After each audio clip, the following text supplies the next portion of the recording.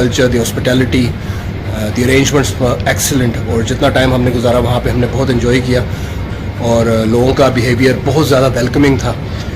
रज़मक वज़ीरस्तान बन्नू cover करके वापस अपने अपने घरों को चले गए हैं. मैं वापस आ गया, जैसे आप देख सकते हैं मेरी बाइक भी है. अल्हम्दुलिल्लाह कोई मसला नहीं हुआ वहाँ पे आने से और फिर यहाँ तक आने तक.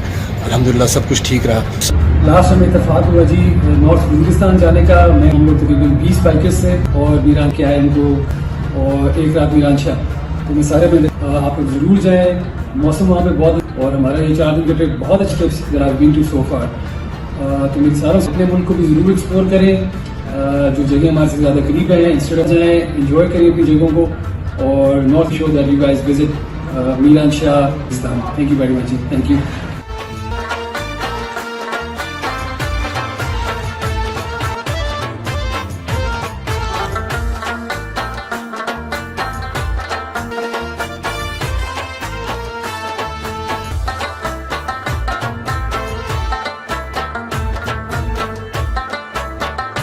जगह है, बहुत पुरानी जगह है. वहाँ के लोग बहुत मेहमान नवाज हैं. मैं आप सबको इनकरेज करूँगा कि खूबसूरत मुनाज़र से लुत्फ़ अंदोज़.